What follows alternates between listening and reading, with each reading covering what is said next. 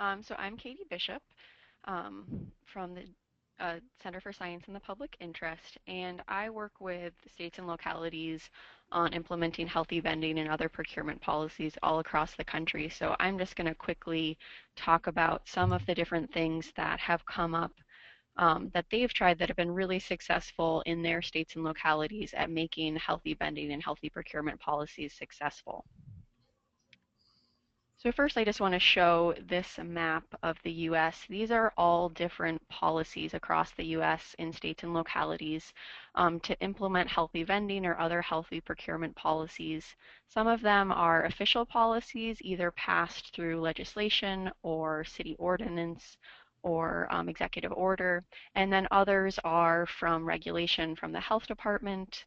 Some are just one department deciding to have a policy in that department or a few different departments in a state or locality having policies. And then other things are through contracts or through requests for proposals. So I put this map up to show you that there are a lot of places working on this.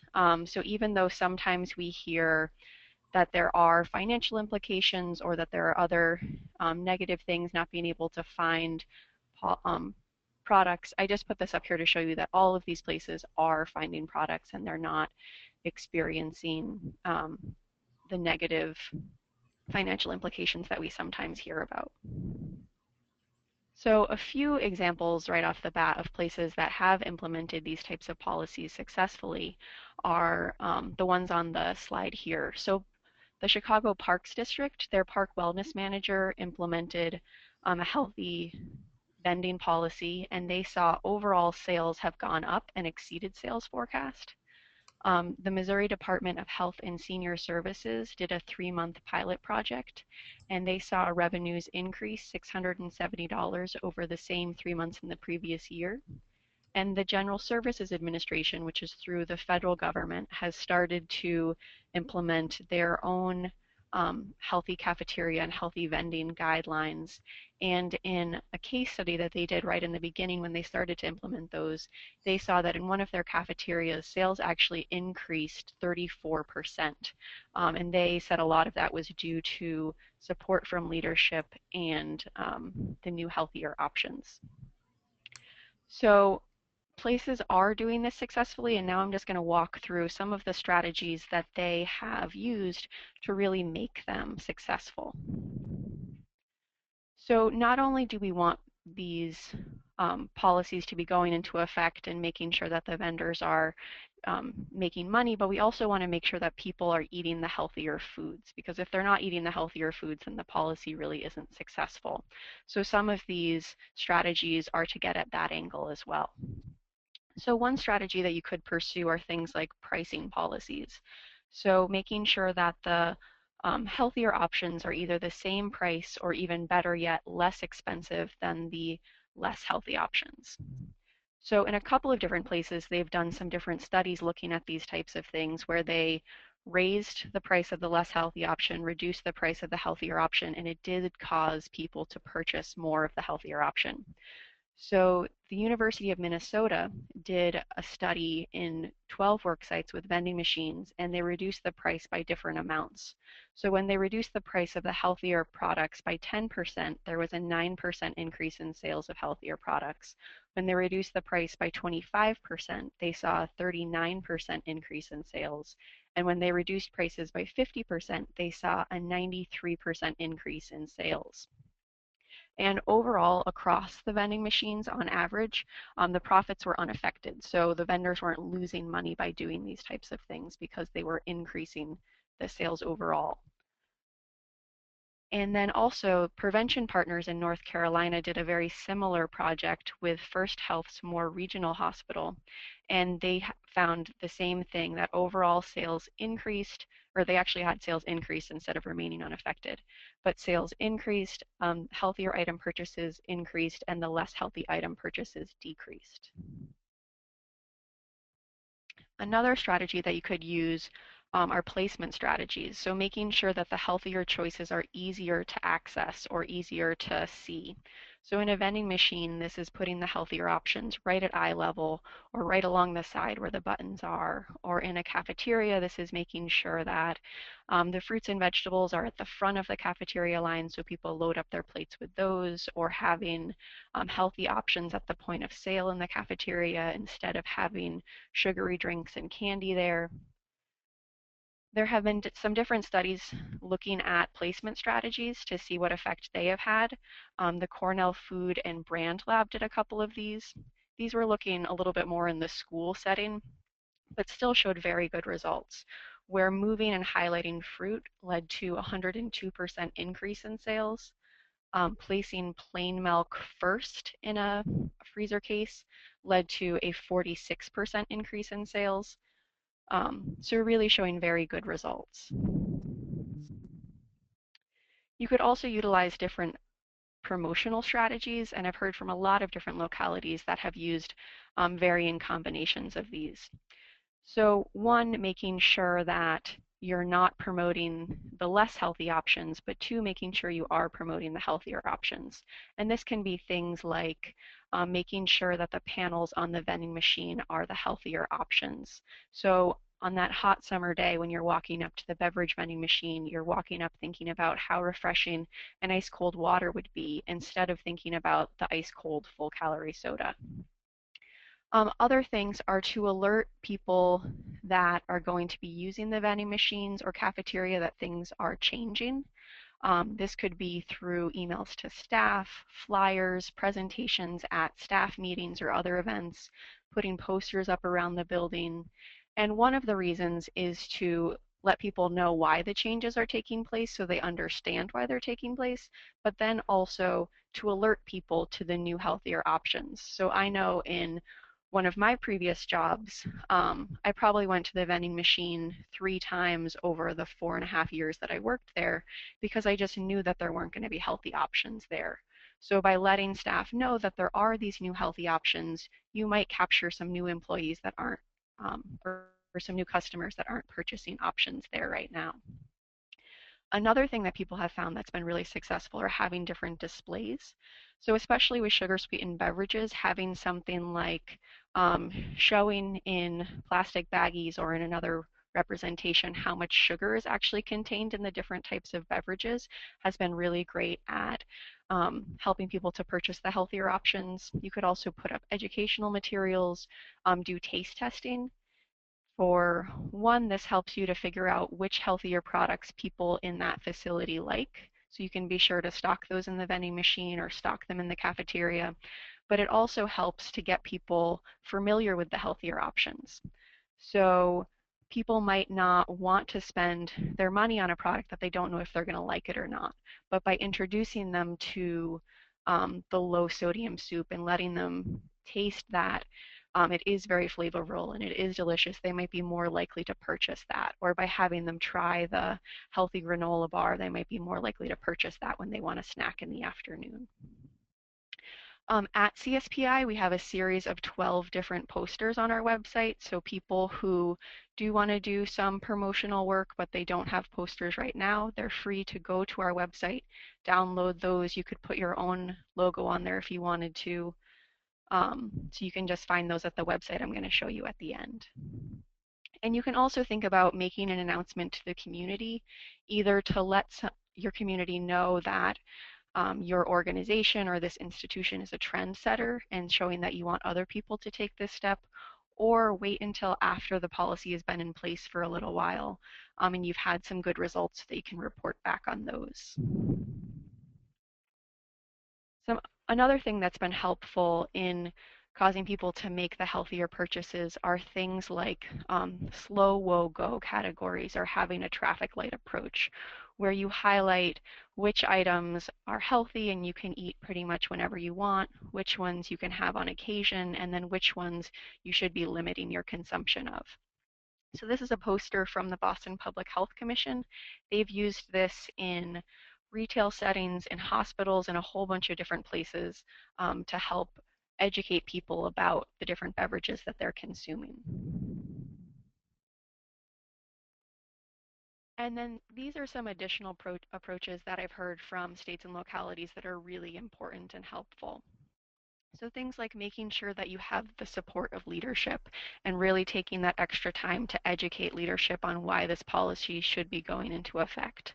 By having leadership on board, it's going to help with implementation. It's going to help with the opinion of that policy. If leadership in your department or in that institution is saying bad things about the policy, then it's just not going to look good to the employees. But by having them on board, it really does a lot to move the policy forward. Also making sure that you have the right people at the table. So having leadership at the table, if this is something you want to do in your state or locality, making sure you have people from the different departments that would be affected, making sure that you have the vendors there. So bringing vendors in early, I've heard from many states and localities, is really important because the vendors don't want to be told after the fact that this is happening to them, but by bringing them into the process earlier, we've found that they have a chance to voice their concerns, and we can talk them through the different nutrition standards that we'd like to put in place and really bring them along a lot. Another approach that's worked well in some places is a phased-in implementation. So instead of going to 100% right away, which can work in some places, but others phased in is better, they choose to maybe start with 50% healthy options and then work up to 75 or work up to 100%. And then some places, maybe they start at 25%, work up to 50%, and that's where they decide to stay. It could also be like in a cafeteria choosing to phase in certain components of the standards. So maybe the majority of the nutrition standards go into effect one year, but then the sodium requirements go into effect the following year. Other things that have been found to be really helpful are surveys and getting feedback from the customers. So surveys can be great in a variety of different ways. One, getting a survey done before the policy goes into effect, trying to gauge if the employees want healthier options there. A lot of places have found this very helpful with talking to vendors, being able to show that 60, 70, 80% of the employees in that building want healthier options. But also doing surveys throughout the process so you can figure out how people are perceiving the policy, figure out healthier options that they're eating at home that they're not finding in the facility, or figuring out where to make tweaks along the way. And then a couple of other things that are really helpful with trying to get people to eat the healthier options are things like presentation.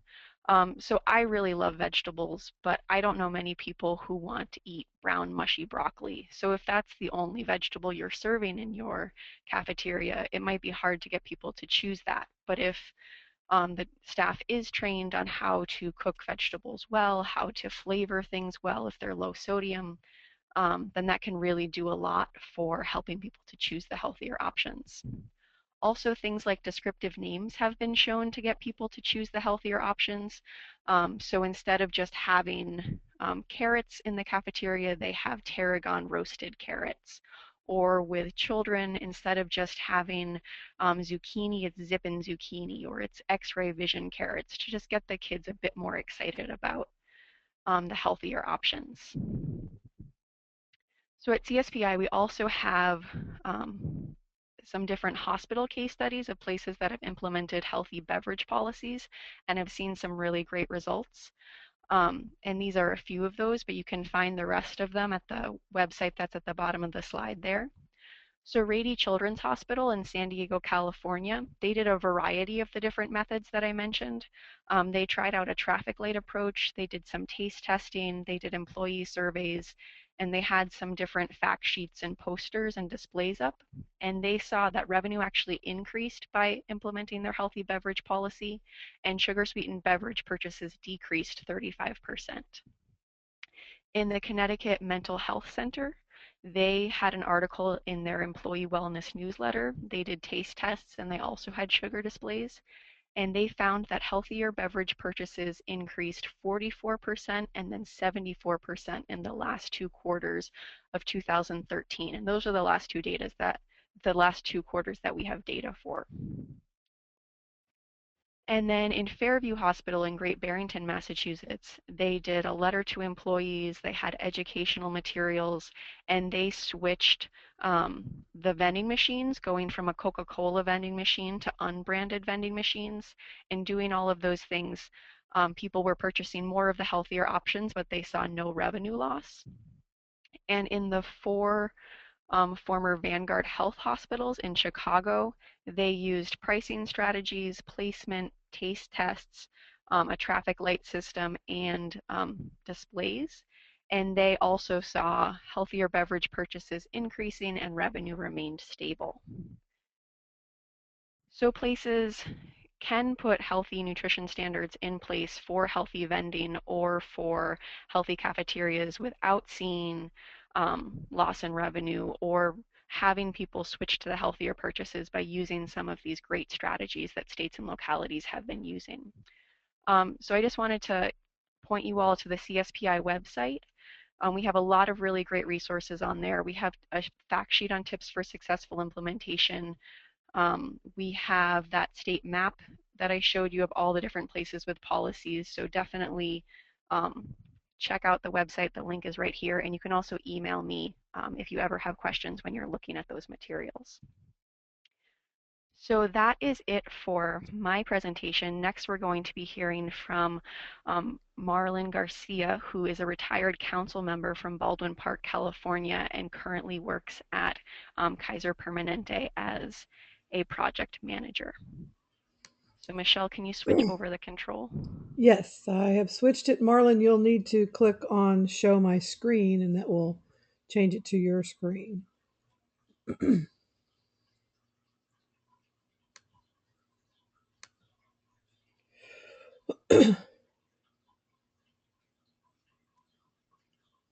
Are you there, Marlon? And you might need to change your audio, make sure it's on mic and speakers.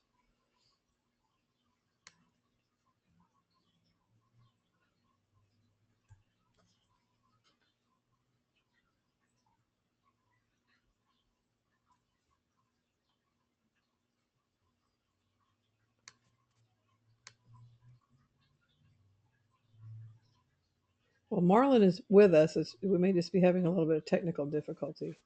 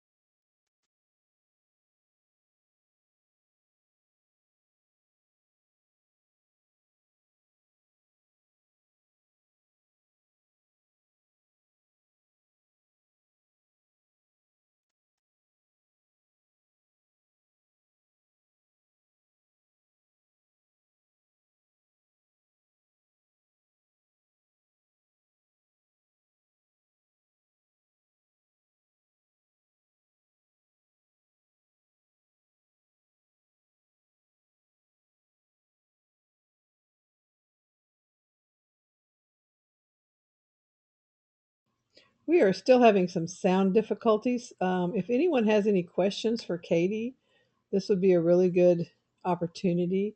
She's got a lot of information on how these, excuse me, healthy vending has worked in other states. We hope to have the audio fixed here shortly. So please bear with us, and hopefully we'll get the second half of our webinar going. Thanks.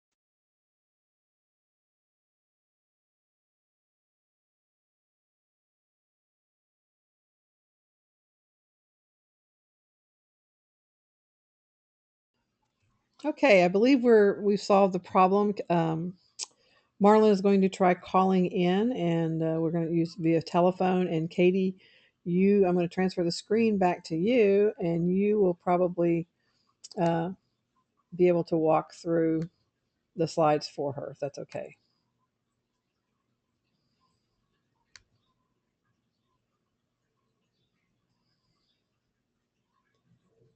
So if we'll just give her a minute to call in. Evidently, Kaiser has some firewalls and things that are playing havoc with our GoToMeeting program. So lessons learned for the future.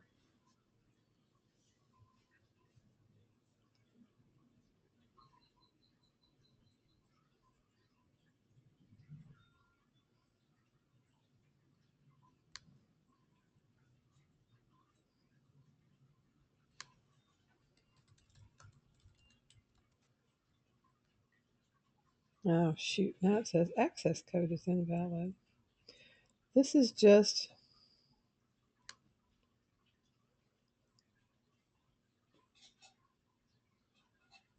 getting better and better.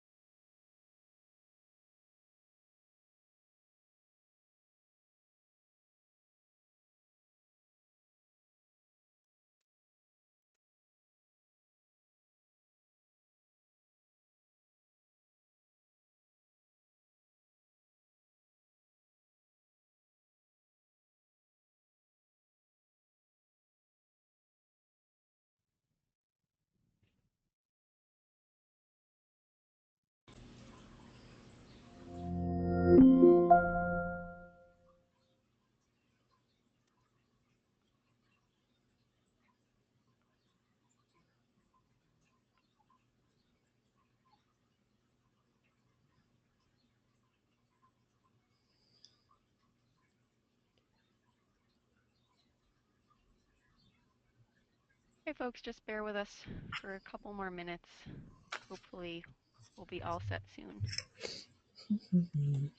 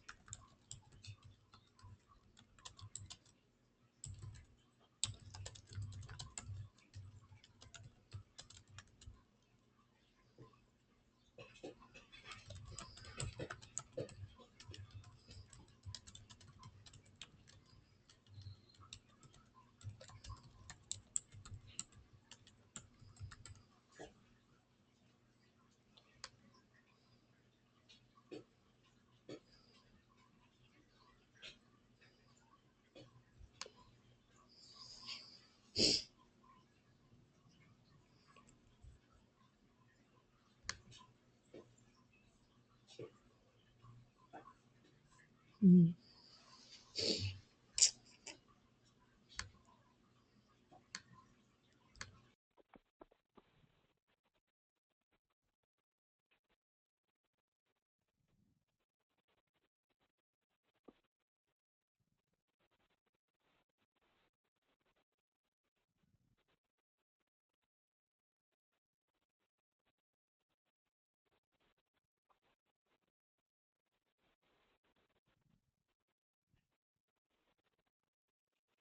Hello? Hi. Hi, can you hear me? Yes. Yes, we Is can. that Marlene? Okay. Yeah, this is Marlen. Awesome. So sorry for all the technical difficulties. Oh, no problem. So if you want to start your presentation, I can click through the slides. I have them up Yes, now. please, because I'm not even connected to the actual conference anymore, so I'm going to just go based on my slides here on my computer. So I apologize. My name is Marlen Garcia, and I am a retired council member from the city of Baldwin Park. We're located in California, and my presentation is focused on healthier food choices for public places as we have implemented such a policy here in the city of Baldwin Park. So if you can go to slide number 2. So I just wanted to share with you how our journey began. This actually happened back in the early 2000s when we began the planning and construction of a teen center here in the city of Baldwin Park. We wanted to make sure that we had the pulse of the youth in mind when creating and building this teen center and developing it. And what we did is actually went out to the community and surveyed the kids at the junior and high school levels and asked them what programs and services would they like to see in our teen center. And based on their responses, the one that received the most was about making sure that they're healthy and also their appearance. They wanted to look healthy and be healthy. So when we opened our teen center in November of 2003, we designated the teen center as the first healthy teen center in the San Gabriel Valley, and later came to find out it's actually the first healthy teen center in the nation. So we made those changes there, starting with our teen population. If we go to slide number 3, please.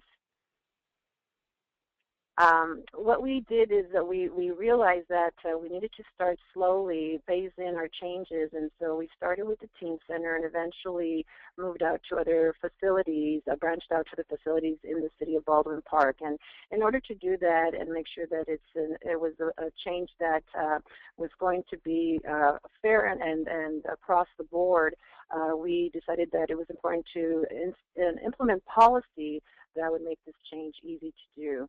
So we had a group working with the California Center for Public Health Advocacy. We started our group here, our committee in the city of Baldwin Park, and we named our initiative Healthy Baldwin Park. And part of the initiative was to create all of these policies that you see listed here that would, again, start the road to creating a healthier Baldwin Park. And in this policy, you will see that it does include the Healthy Teen Center, the vending machine conversion that started back in 2004. So for those of you who are just starting off, it does take a while to make sure that these policies are implemented and followed through. So as you can see, we started our work back in 2000. Actually, it was before 2003. It was actually in 1999, 2000 when I was first elected to the Baldwin Park City Council. So we can go to the next slide. So our purpose was to increase access to healthier beverages. We wanted to eliminate sugar-sweetened beverages from all of our vending machines. We wanted to, again, require access to safe, free drinking water.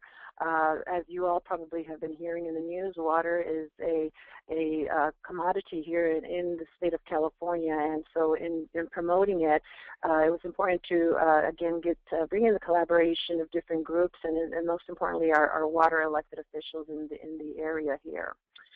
We also wanted to increase access to water and 100% juice and milk. And so in doing that, we determined that we needed to really have some sort of a guideline to help us with that. So if we go to the next slide, we had our policy established where it would, again, provide us with the guideline in terms of foods and snacks and beverages.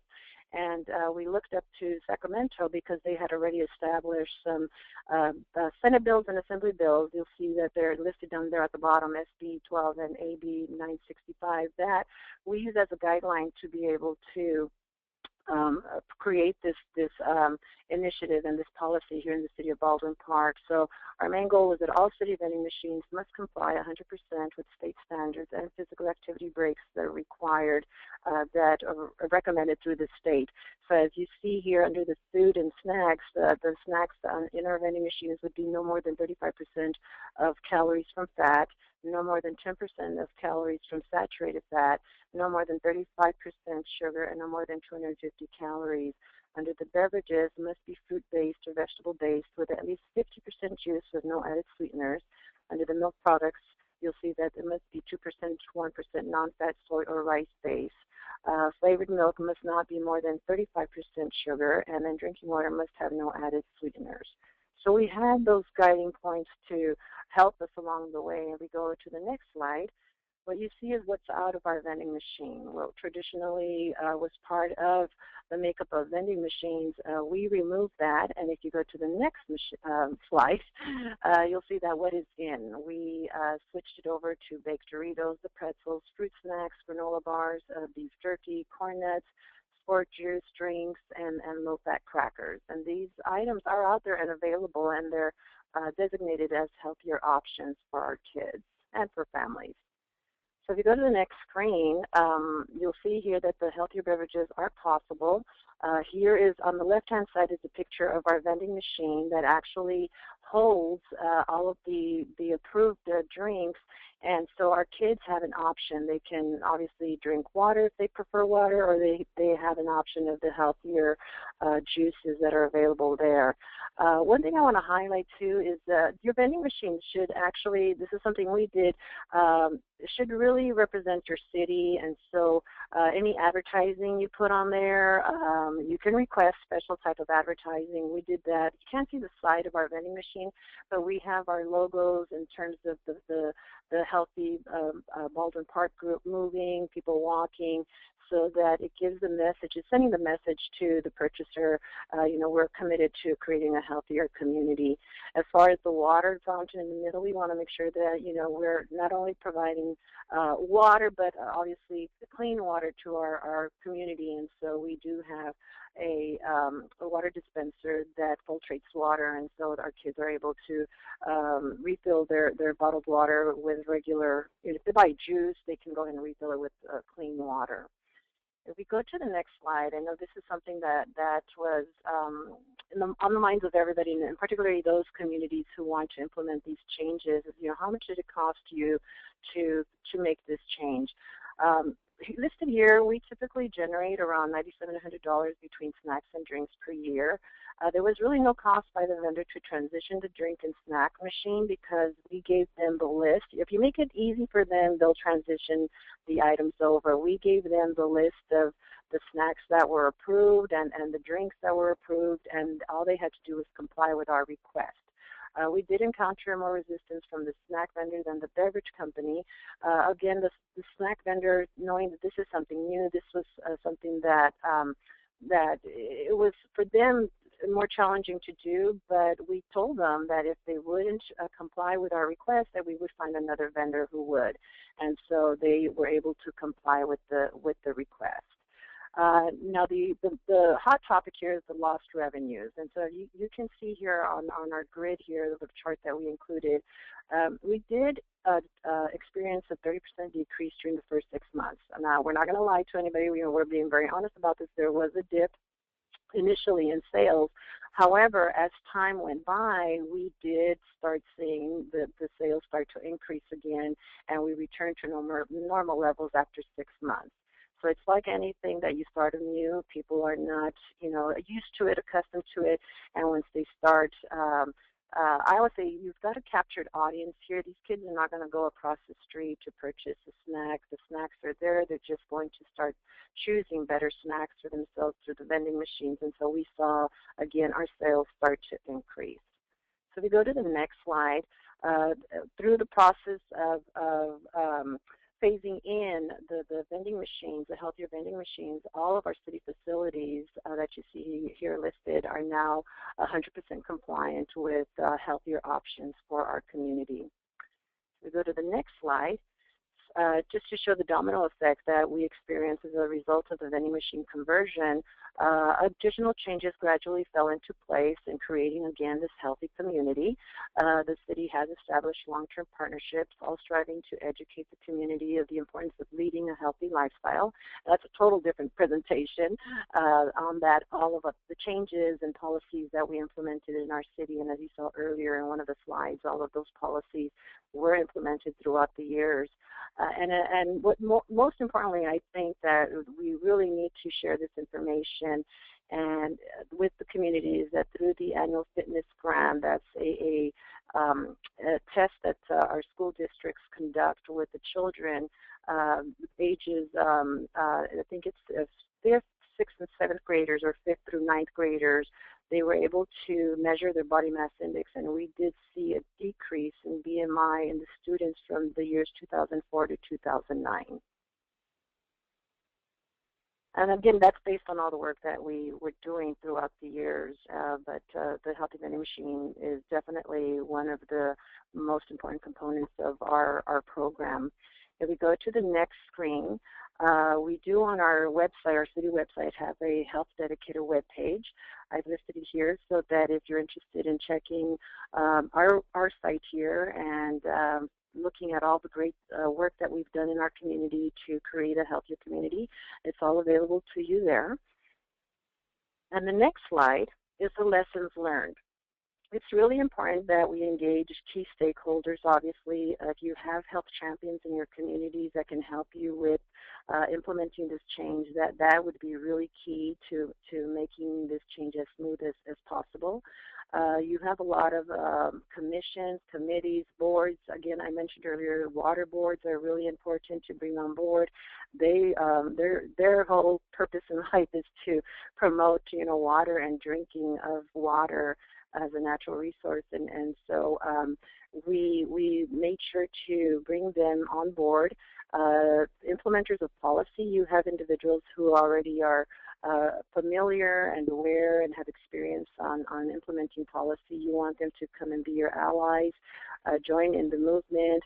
Park patrons and program participants, these are the families, the parents, the people that frequent your parks, get their support on this. And it's important to educate the people on what the challenges are and what's happening in our society today with our children not eating healthy and not providing them with those healthier options. Definitely you want to bring in the vending machine operators because they're the ones who are they're seeing the change that's taking place. And I think one of the reasons we didn't experience a lot of pushback from the drinks or the folks that provide the soft drinks is they're experiencing and they're seeing that people are becoming more aware on the unhealthy and really non-beneficial health-wise the drinks and the sodas and the juices, and so they're seeing this change and they're jumping on board, and so they want to continue to sell their products. So they're an important component to bring on to the group here.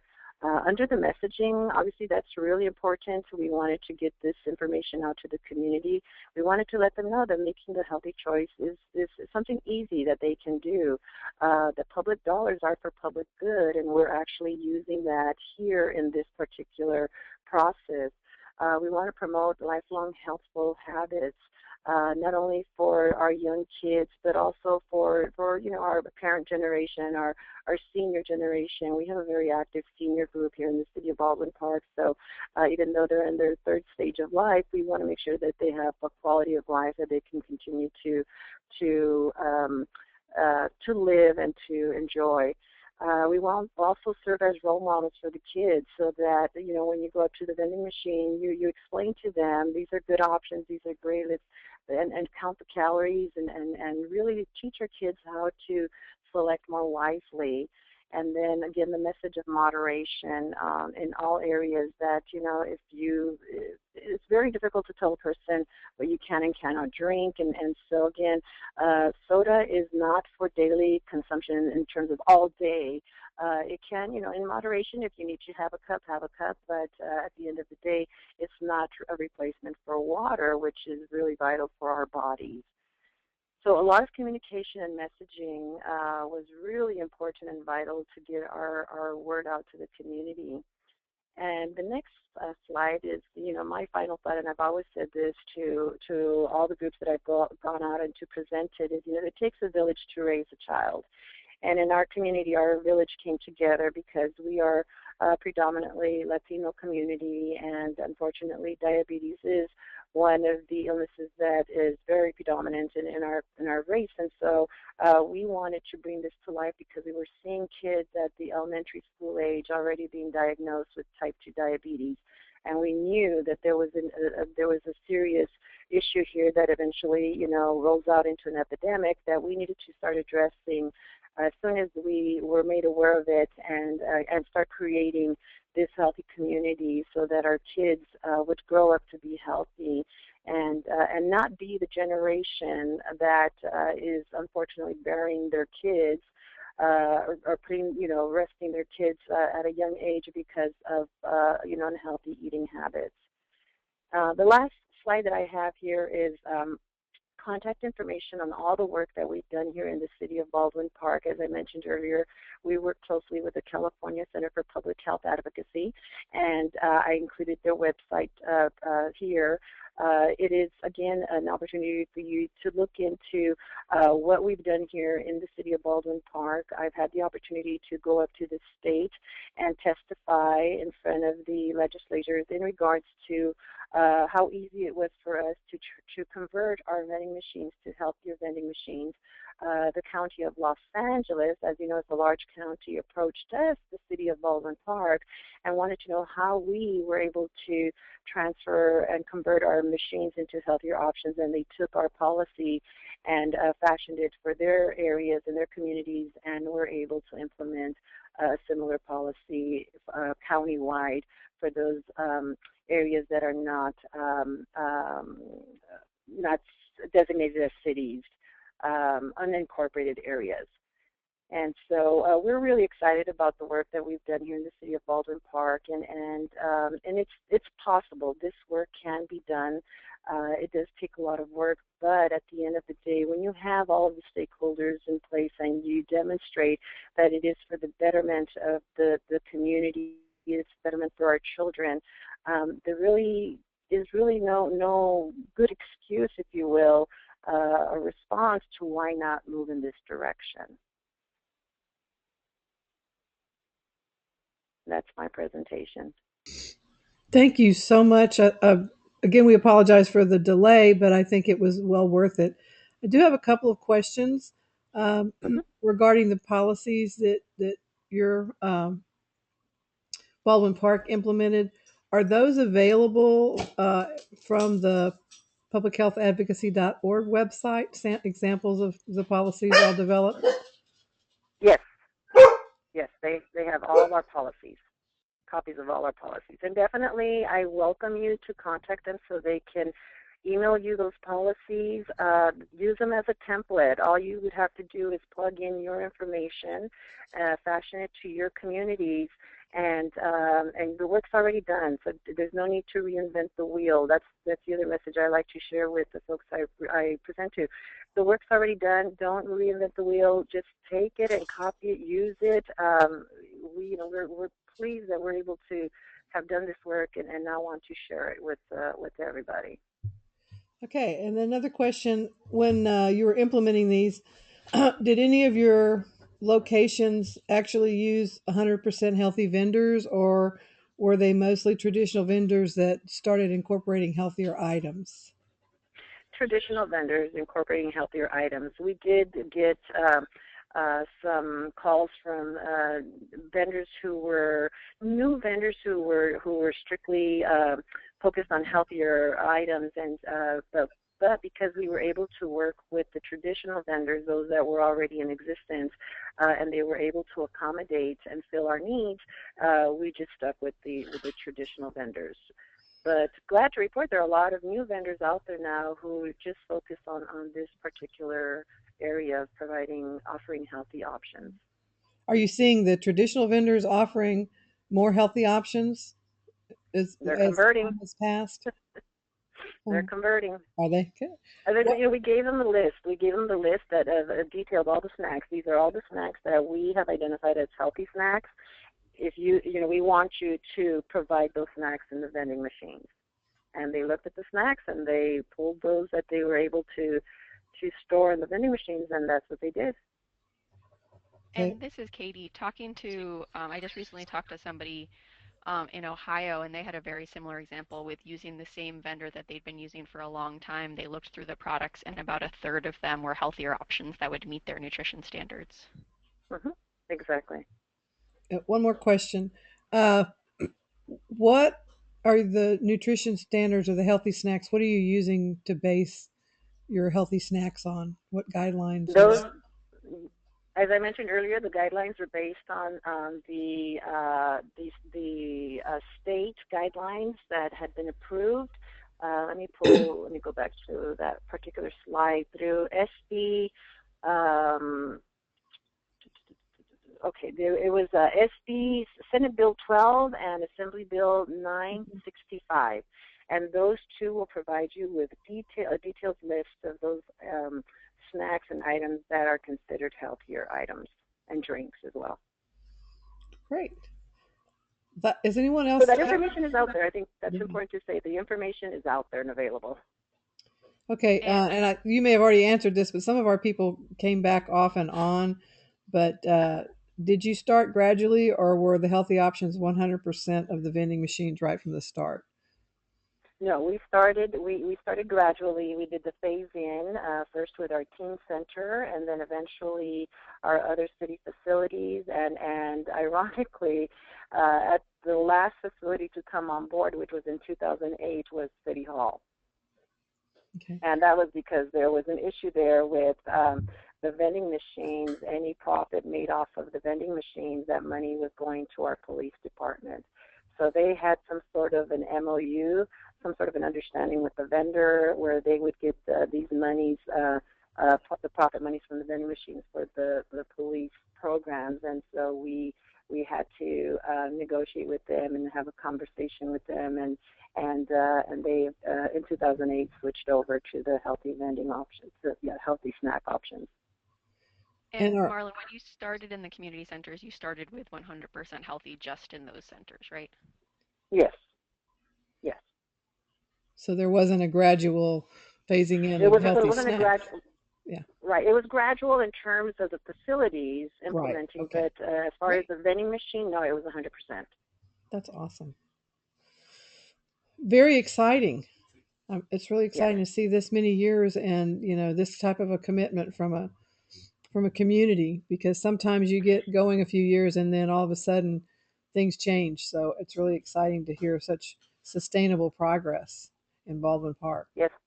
Mm-hmm. And I think with this audience, we all have the advantage now that more and more the information is out there in regards to the unhealthy foods that are out there that are being advertised and promoted. And so you have a lot of data to educate your elected officials, and that's one area that I stress strongly.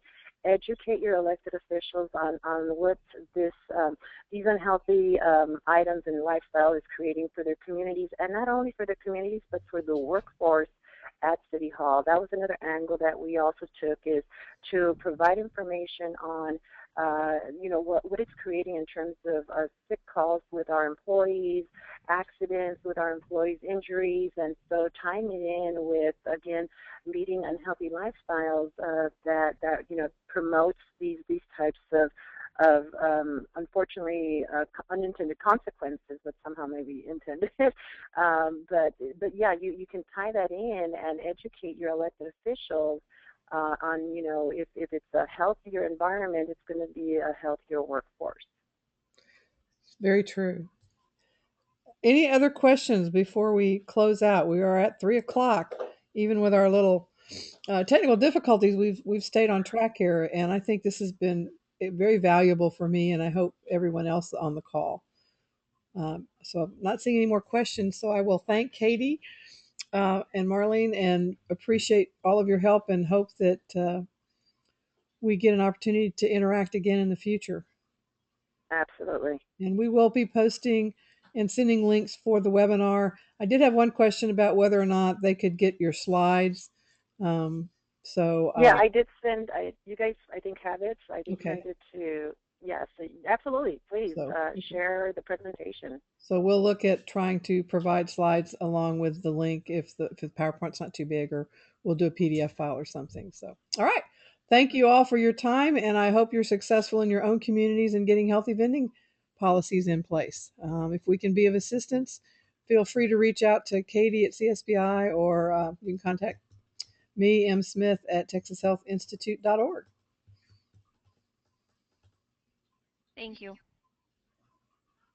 Thank you. Sure. Let's see.